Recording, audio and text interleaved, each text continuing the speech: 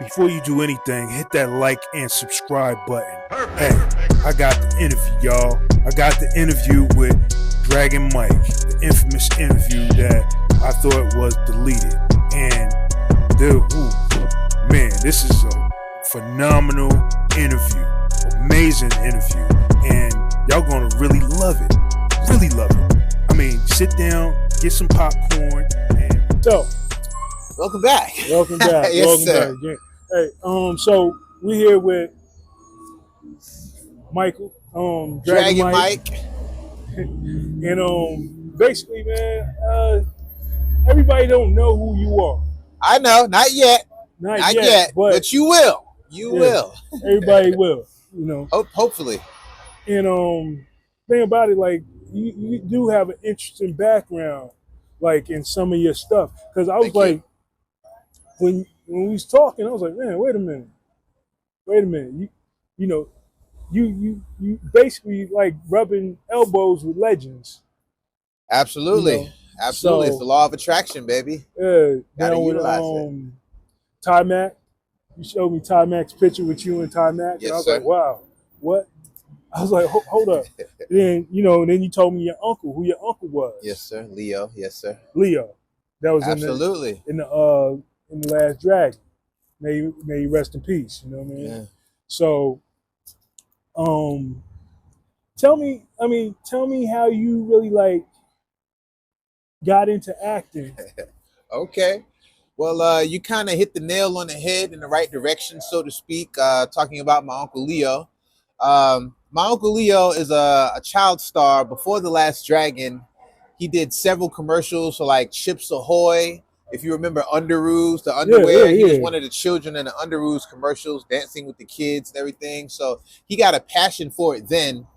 And from there, he went to television. Like there's this, you remember the movie Ace Ventura Pet Detective? Yeah. The inspiration for that movie came from one of the shows that my uncle was in. Believe it or not, you can look this up.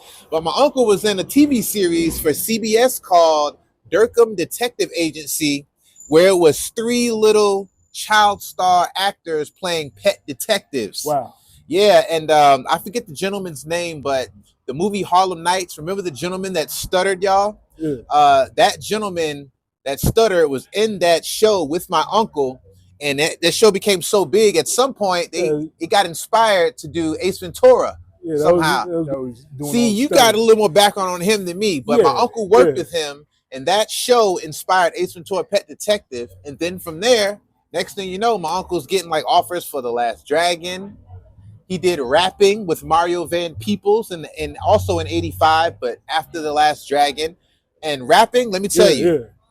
I remember rapping. That you was do? That was kind of like okay. It was a little cheesy. Yeah, it was cheesy like a motherfucker. But it's part of our culture as black people, you know what I'm saying? It's really important. Kadeem Hardison was in it. Yeah. Eric LaSalle was in rapping as well. Mm-hmm. So my uncle was around legends all that time. So he picked up on acting tips and how to be a good actor. Yeah. And then my uncle's other half brother, my dad's half brother, is Leo, but Leo's other half brother is Guy O'Brien from the Sugar Hill Gang. So I'm kind of related to Guy O'Brien. Like I say, it's a whole layer. You actually got the whole, like, you coming from that background, and the thing about it, like Sugar Hill Gang, I remember I used to listen to Sugar Hill Gang.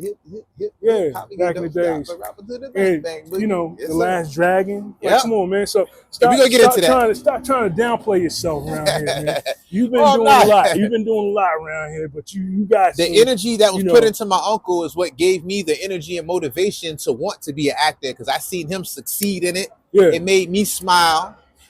Just like you guys, The Last Dragon was my favorite freaking film, but it just happened to be Richie Green was my uncle. Yeah. So when the takes was all over and all like that, years later, we would sit down in the living room again, and he would teach me how to act by using The Last Dragon. Yeah, okay, He would be Richie, and I would be Ty Mac.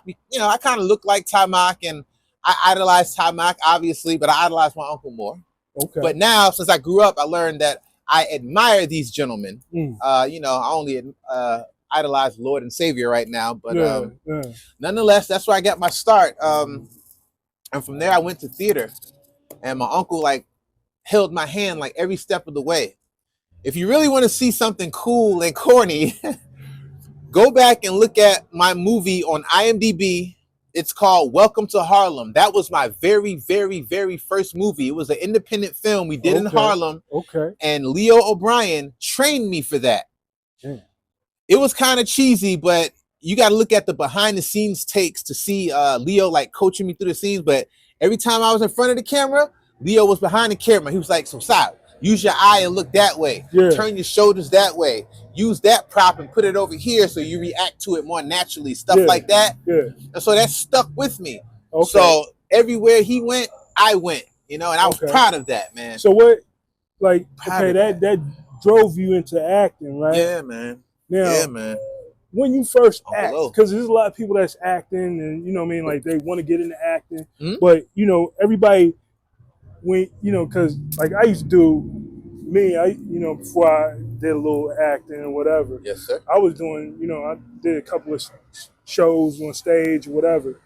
But a lot of people don't be understanding, like when you first start acting, them little jittery, like the butterflies. Yeah, the butterflies. You get nervous. I mean? You get nervous trying to figure out what's going on. It could be twitches in your body, in your eyes, your breathing. You don't even want to say nothing. You be like, I don't know what to say. I'm a little nervous here, but it's a little bit natural. Man, stop playing, man. It's unnatural. Playing, it's unnatural naturalness, though. Stop playing, man.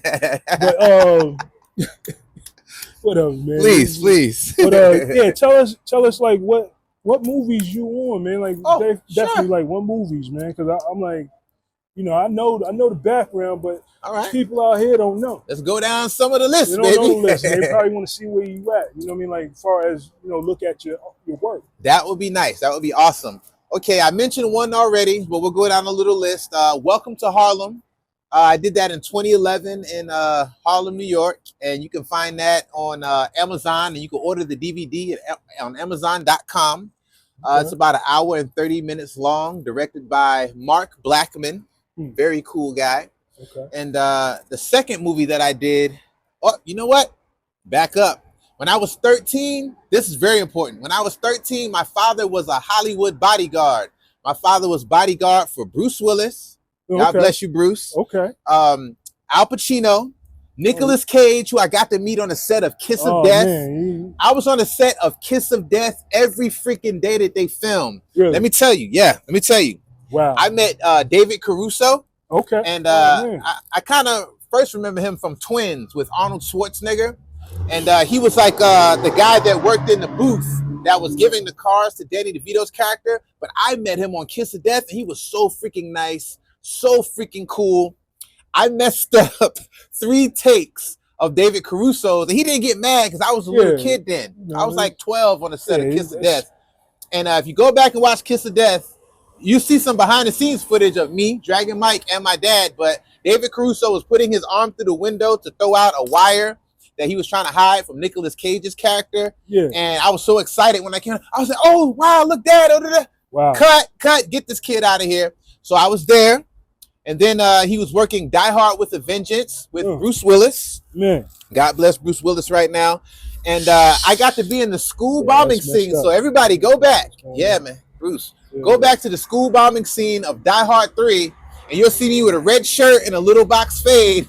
And I'm just running out of the school with all the other children. We did that take like 14 times, but it was really, really cool. My dad got the money because I was a kid. He got like $500, like 8 hours of work for me. And I got to sit down at Crafty, and I got to eat with Bruce Willis. I played checkers with Bruce Willis when I was 13. And I was like so much in awe because I seen Die Hard 1, Die Hard 2, and all that cool stuff. I didn't know about Moonlighting until later, but that's an awesome show too. Yeah. Moonlighting was back in the day. Yeah, you remember Moonlighting, right? I remember when I was a kid, I was like watch Moonlight and everything. Yeah. But, my mom used to be Moonlighting. Yeah, my parents loved that Moonlighting thing. I always grew up on Bruce. So Kiss of Death, Nicolas Cage. I got to eat Crafty with him. Since my dad was his bodyguard, he would always like tickle and play with me behind the scenes and stuff. And what's cool, what I remember about Nicolas Cage, he knew I wanted to be an actor. And there would be tape on the floor, like our marks, or their marks. I wasn't acting yet. He would say, hey, you want to see how we're going to do this scene? And the strip club scene in Kiss of Death, Nicolas Cage will walk me through the steps of the tape. He said, all right, I'm going to step here. And then I'm going to step here. This guy's going to come try to attack me, etc. And then he will walk me through those steps. And the strippers in that scene were so beautiful. Well, and the strippers would come over and pinch my cheeks. It was so wonderful. Okay. So that's the second film I got to be a part of, but not in, but behind the scenes. Now, back to your initial question. Yeah. Unless you had the one. I don't mean to I got a couple run on questions. Sentence on you. Yes, all please. Right, so jump in. With it's your show. I mean, yeah, I definitely. Yeah. But like, okay, you in the BMF series, right? Oh yeah, season 2. Yeah. You about 7 episodes. 7 episodes? Yes, sir. So you was basically like what? You was just in the background or what? Okay, I was in the background, but I was what you call a featured background extra. Okay. I'm not the most good-looking guy in the world, but I'm not too hard on the eyes either. So they was like, you know what? I like the way this guy reacts and looks, so let's put him more in front of the camera. Now, if you go to BMF season 2, I made friends with a gentleman named Ryan Lawrence, who's on Power as well. Okay. Got to talk with him a lot about acting. And what I love about Ryan Lawrence, he's a real actor. He cares about people. Even if they want to be famous, you're not famous, he cares. Ryan Lawrence paid $300 for me to go to acting class with him. He would pick me up, take me to the acting class, and this is I'm just being an extra. Now I'm gonna tell you something. When somebody actually put money behind you, they already know that you got something going on. Especially they already got their little foot. They got their foot in the door. Yeah, he's already a star. It's like, you gotta look at things like that. You know what I mean? So when they bring you along, you definitely like. But I'm inspired by this guy. But you don't know how many people that you really like. I might inspire or have because of your background, who you are, and who your peoples are. Amen. You know what I mean? And I'm sorry to divert from your original question about the list of movies. When you're ready to get back to that, I will. Please continue. I'm sorry. So humble. Me? This guy is. I'm all right. This guy is. You're the humble one. He's a really class act. But I'm all right. Like, what I'm talking about, like, as far as the movies wise, like, what's the list of? Okay. I'm gonna stick to the list. First, Dragon Mike. All right. Google me for sure. My real name is Ernest Reddick. Type in actor Ernest Reddick on Google, and you'll see my IMDb page. My birthday is April 7th, 1981. I'm from Newark, New Jersey. Wait. Yes. You got an IMDb page? Yeah, I have an IMDb page. I don't even have an IMDb page yet. You're gonna get one. I don't even have one. You're gonna get one. I want one. You're gonna get one. I got my name on IMDb. But awesome. They don't have my face. They don't have my face on it. You're gonna get one, bro. But yeah, so let's get back to that. The list of movies. Okay. Yeah, list of movies. All right. Welcome to Harlem. Okay, welcome to Harlem. Die Hard with a Vengeance. Die Hard. School bombing scene. After that, I kind of separated and went to theater arts for a little while for 4 years. Okay. Missed a whole bunch of movies. And then when I moved to Georgia, to Atlanta, this is like the new Hollywood. I've been in so many films here. One of the first films or shows that I got involved with here was Stranger Things, season 3. Okay, Stranger Things. Now, you know what I mean? Like, go into that whole Stranger Things thing, because I know you saw some wild stuff on that set. I definitely know some cool stuff, and I got to meet all the children of the show. Yeah. Lucas, Mike. Shout out to Millie Bobby Brown. Yeah. And all that good stuff. Who are the names of the brothers that did the directors? The directors of Stranger Things. You guys are freaking awesome. Yeah. They allowed me to bring my Michael Jackson Thriller jacket to set, and I wore it in the Starcourt Mall scene of Stranger Things. That scene where Lucas is walking into the Victoria's Secret style shop to get a gift for 11. If you pause it right there before they walk in, look over Lucas's left shoulder. You'll see me with a Michael Jackson Thriller jacket. You can't miss it. And gray pants, just looking cool as heck. But they liked the way that I reacted in that. So they was like, you know what? Let's also put Dragon Mike in the promo for Stranger Things season 3. You in the promo? Yeah, I'm in the promo also for Stranger Things season 3. All you got to do, right? Go to YouTube and Google Stranger Things promo season 3, Starcourt Mall. And you're going to see me like 50, 60 times in that shot. wearing a gray sweater, gray pants, big old corny green triangle. Because we're in the 80s. It was cool for the time period they were trying to film. But I'm in the first shot, the middle shot, and the last shot. And it was a beautiful freaking experience. And I'm looking to go back to season 5 right now because they're sending me emails. Okay. So let's definitely do that. Okay. Cobra Kai, I'm in season 4, and season 5 is an extra. Oh, wow. Got to meet one of my childhood heroes. I mean, Danny Russo. Yeah, man. Ralph Macchio all day. Ralph Macchio, you know. William Zabka, what's up, man? Yeah. William Zabka is so humble. He also inspires me like my Uncle Leo. William Zabka, on the set of Cobra Kai, in between takes, I acknowledged him. I said, sir, I love all your movies, like Just One of the Guys, When You Was a Bully, Karate Kid, Cobra Kai, of course. I brought some nunchucks to the set one day, and he saw them. He said, you want me to autograph those for you? I said, heck yeah. William Zabka autographed my nunchucks, and he gave me a Cobra Kai gi. Oh, wow. I have it at the house right now. So you already got, got the Cobra Kai gi? Yeah, I got the Cobra Kai gi, and I ordered online the Miyagi-Do one. I'm jealous. You can wear it. You can borrow it. You can borrow it. He can borrow it. Nah. Yeah, I'm a little bit too big. Might stretch it out. You know what I mean? Now let's get into movies now. That was TV. All right. Charlie Day is an awesome freaking actor.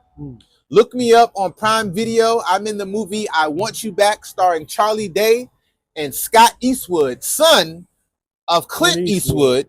And you can mostly see me in the club scene with a beautiful Asian girl who was actually my girlfriend. I put her on so she can get in. What? We're kissing in the club, dancing.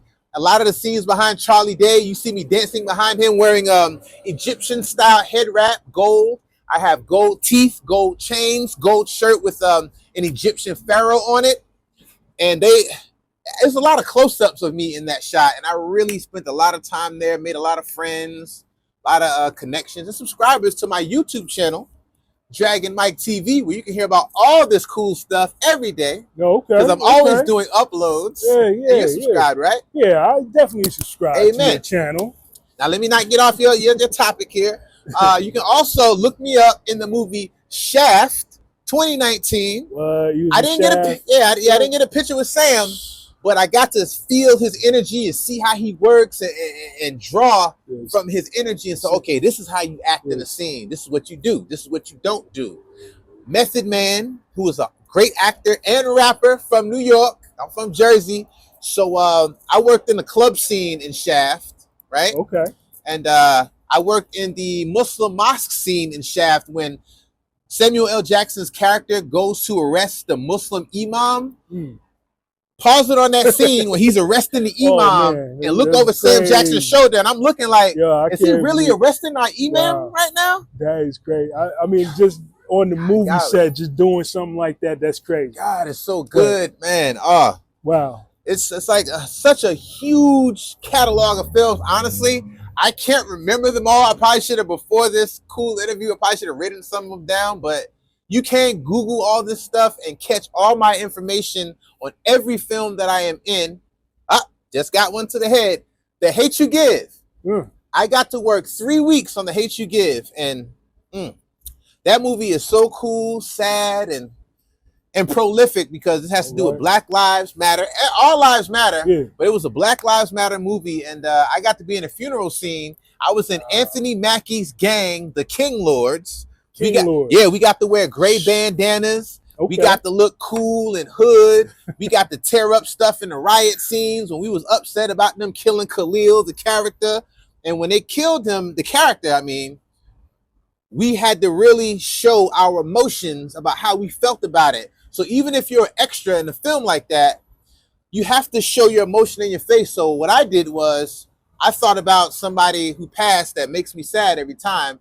Michael Jackson, God bless the dead. When I was looking at Khalil in that casket in the movie, I thought of Michael Jackson actually really passing, and it made me cry. So in that scene, you can see like a couple tears going down my eye. I'm like 4 people away from Anthony Mackie, and Regina Hall is up front. Beautiful, wonderful cast of actors. You just have to see the movie. Funeral scene, The Hate You Give. We did that in 2018. It was like phenomenal. Not just Hollywood films though. I've done movies that are like down here. Y'all heard of Tubi TV? Yeah, everybody heard. All right. Tubi is Tubi. owned by Fox. Yeah. And Tubi has great movies on it. I'm in one Tubi movie. Okay. I think everybody in one Tubi. I'm in one Tubi movie. Up top. Top. My man. Woo! We create the DAP on the show. Yeah, definitely. You know what I mean? Always. But let me tell you about the movie. Because If you never seen me and this brother, you have to see it, y'all. Oh yeah. The movie is called Down for Whatever, starring LaToya Luckett. You remember who that is? Yeah, check that out. You know who LaToya Luckett is? Yeah, I know LaToya Luckett. I know Destiny's Child. Yeah, I know Destiny. Yeah, she was in Destiny's Child, but then she went to acting. They had a little disagreement in the group. Yeah. Boom. So she's in this movie, and she is such a great actress. She should have started out in acting, like in my opinion. I'm in the very last scene of Down for Whatever in the living room playing one of LaToya's cousins, and I'm also crying in that one because we haven't seen LaToya's character in so long. She hasn't seen us in so long. Her husband brings her to the house to revisit her family, her aunts. I'm playing one of her cousins. I'm like 4 people behind. There's 10 of us in the living room, and we're so happy to see her that the director was like, hey, look, we need you to think about a family member that you really miss and look at LaToya and show that emotion. Wow. So, I thought about my Uncle Leo because I missed him a lot, and, my eyes started watering up, and we all had a big old group hug. And in between the takes, it was magical because I got to watch LaToya Luckett train for her scenes or figure out how she was going to bring that emotion to the scene next. And that helped me out a whole freaking lot. Marietta has a great theater program as well. They pushed me to a couple of films, but I did a play with actor Palmer Williams Jr. And he's known for being in the Tyler Perry films. Okay. He had a lot of great advice to me for me. Pulled me to the side a lot when I was messing up. We did Christmas Carol together. If you know that story, the Christmas Carol. I played 2 characters. Look this up on Marietta Theater in the Square. Go back and look at the video. I played Topper, and I played the Beetle Shop owner, Joe. And my character of Joe was like so different because I sort of method acted by using actor Mitch Pileggi. God bless you, Mitch Pileggi. I love you from Wes Craven's Shocker. And you're the reason why I acted the way I did as Joe in the Christmas Carol. I drug remember in Shocker, he drug his leg when his legs was dead. My character drug his leg because I had Mitch Pileggi in here. And I talked a little bit like this because it was a movie where you have to speak with an English accent. And they loved it, the whole play, yo. And go ahead. Like, please. The thing is with you, and you try to downplay this so much. Every time I talk to you, like, oh, but this is a nerd's dream to hear all about. I'm a everybody, nerd. You know what I mean? Just I like video games. The people that you just dealt with, right? Yes, sir. That's like I'm sitting with somebody like, oh my gosh, you was with all these people, and I got pictures and all that stuff with them too. But I was. God is good. But at the same time, you're so humble with what because I could be more humble, but thank you. Yeah, you make it seem like I didn't do anything. I'm just in it. And it's like, huh? Because I feel like I should have done more, and I'm trying to do more. And this platform is also helping me get out there a little more. So God bless your platform too. Yeah, that's success though. Success is always like that because once you accomplish something, you still want to do more. Keep pushing. It pushes you. Yes, sir. It fuels the beast, and you want to keep on going because you like. Because I watch I'm the not actors. satisfied where I'm at right now, but I want to be where I'm at. But you accomplish so much from what you just saying. Yes, sir. You ain't understanding what you're saying? Yeah, I am. But I just don't know if it's like as impressive to the people out there that's going to be watching that's acting wish that they was with certain people that you done. Yeah. These are the people of my dreams. These are legends. I drew this to me, and so can you. These are legends that you act with. You know what I mean? So all these legends, is like. Everybody wish they could just share a set with these legends. Oh, yeah. And I wish it too. I thought it every single freaking day, especially seeing my uncle in The Last Dragon. Yeah. So you in there. And I know he's up from heaven watching me, pushing me forward. Come on, Dragon Mike. Keep it pushing. Keep it going. Of course. Because, may I share like a movie set experience and something about a comedian and an actor? It's like, can I be vulnerable for like 1 second here? Yeah, sure. I gotta talk about Cat Williams. I got the pleasure of being an extra in the movie Meet the Blacks 2, starring Cat Williams and Mike Epps. And at the time, I was talking to this Asian girl. I having a little problems with her, so I would go out and walk to the set of Meet the Blacks 2, even when I wasn't on set, just to see how the movie was shot and see if I would run into anybody that I recognize. I could pick up anything. And this one particular day, I got into an argument with my girl, so I went for a walk to the set. I was off this day. In Meet the Blacks 2, I play a vampire in the vampire scene in the movie. But this particular day, I was like, God, please like help me with my situation in the house. And as I'm walking down the street, God, please let me run into Cat. I seen Cat on the set, but I wanted to talk to him, to shake his hand and say, thank you. You inspired me. You're awesome. You're amazing. And I prayed to God for that. And then like within 10 minutes of my prayer, this white Mercedes van pulls up. And I promise, it was like that scene in E.T. when E.T. healed. They had that white sheet on and he made the flower come back to life and the boy was happy to see him. Cat opens the door. Cat got on all white. This is all white Mercedes. And you know who else was with him? Mark Curry from Hanging with Mr. Cooper. Man. So immediately when Cat opened the door, I looked up to the sky and I said, thank you, God. And Cat Williams looked over at me and he started grinning. And I said, sir, it is like such an honor to meet you. I'm so humbled and thankful that you're here. I prayed for this and like, here you are. And then he said, well, sir, any man that uses the name Jesus or God is all right with me. He said, actually, I have something for you, Pippin. And Cat Williams went into his pocket, y'all. He went into his pocket and he pulled out this little stack of money. And Cat blessed me with $300. Wow. I didn't ask him for it. It was just like the energy was flowing. And I don't know if I looked like I needed it, but he's really generous. The stories about Cat Williams being generous, the guy is generous. And so before I left, I did like a little small impression for him, like you just heard right there. I was like, oh my God, sir, I'm just so thankful. You are the best and phenomenal person I've ever met. And I just love the characters you play and your voice is so phenomenal. Now you guys probably know him from the Club Shay Shay interview that he did where he just blew it out the water. But he damn sure let me know, don't go to any P. Diddy parties because P. Diddy be wanting to party. You got to tell him no. I had to turn down $50 million 4 different times. You got to tell him no. So shout out to Cat Man for staying strong and being prolific in the game. One time for Cat Williams. One time for my man Cat Williams. Formerly known as Cat in the Hat, my man. Definitely. Yeah, he's very generous. Very humble and generous. Yes. Meet the Blacks 2. I'm an extra. I'm a vampire. It was pretty cool. So that's what's up. You know, Cat Williams story and everything. And I got pictures with him. And I got a picture with Mark Curry that same day. Yeah, Mark Curry. Yeah, Mark Curry is so tall. I had to ask him, sir, could you squat down a little bit? Yeah, back in the days with Mr. Cooper. Hanging with Mr. Cooper. Yeah, that was the show. I used to love Mark Curry's stand-up back in the day. Right, yeah, he's good stand-up. Yeah, definitely. Yeah. But, you know, I heard that you working on a book. Yeah, when my Uncle Leo was alive, at the time, all right, this is going to be going a different direction. He wasn't fully acting or walking in his light at the time we were hanging out. But so I was like, you know what? I can write. I'm creative. I want to write something to bring my uncle back into the limelight. So I created this book called Tales Beyond the Grave. Now, I started it, honestly, in 2011. Now, this character I made for him is called the Death Dealer.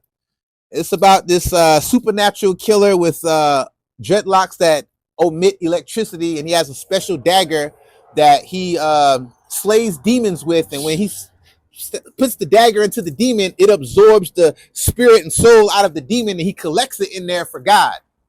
I can't give you that much more, but my book is 3 stories in one. But that first story, the Death Dealer character is supposed to be Leo O'Brien. Oh, wow. The second story in that book is a werewolf novel because I love werewolves. It's called Legend of the Blue Wolf, where I create this story about a wolf that drinks from this creek that has a lot of mercury in it, and that mercury causes the babies inside of the mother wolf to turn one of her cubs fur blue. Oh, wow. And then that wolf grows up and then bites somebody, and then you know, and then a whole werewolf thing happens. Give you a little bit there. That's the second story inside of Tales Beyond the Grave. Okay. Now, the third story in Tales Beyond the Grave, I like zombie movies. So the third story in my novel, Tales Beyond the Grave, is Portal of the Dead. It's a zombie horror flick. Okay. It has zombies coming through a mirror because these chicks use the Ouija board. Now, you want to know my social media handles? Yeah, do you guys want to know? The social media handles. Okay. And everything. Well, you can find me on YouTube at Dragon Mike TV, of course. Please hit subscribe and that ring bell notification. Also, my Instagram kind of sucks, but it's also Dragon Mike TV. My ex hacked my old one where I had 4,000, and it's a long story. Yeah. On Facebook, my name is actually Michael Chase. I don't use my real name on Facebook. Weird little thing. Yeah, no, you never use your real name on Facebook. You know, I try to tell my mom that. She don't listen. Mom, love you, Mom. So Michael Chase on Facebook, Dragon Mike TV on YouTube and Instagram. And on Google, Ernest Reddick is my real name if you want to see like everything I've done. Okay. Yeah. Cool. So yeah, this is the IND experience. Okay. Now you're gonna catch all this on my podcast, on IND Experience, Spotify, and iHeart. Then I'm gonna have this interview. Just come on through. And come and listen. Check you want to do the audio? You want to do the audio? You can do the audio on Spotify. You can work with both of us, y'all. But IND Legend, and then my Patreon. Now the Patreon is the same thing. IND Experience. IMDb. No, IND Experience. Oh, IND. Yeah. Whoa, I don't know about that. The IND Experience on Patreon. That's gonna be like the top tier. You know what I mean? $3 to join. But $5 top tier if you want to talk. He's gonna be talking dirty after the wild stuff, the wild west stuff.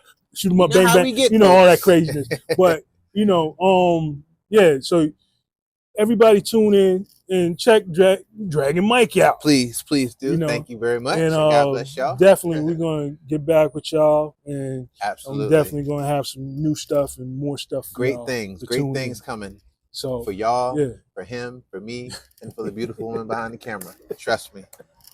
All right, we out. Peace.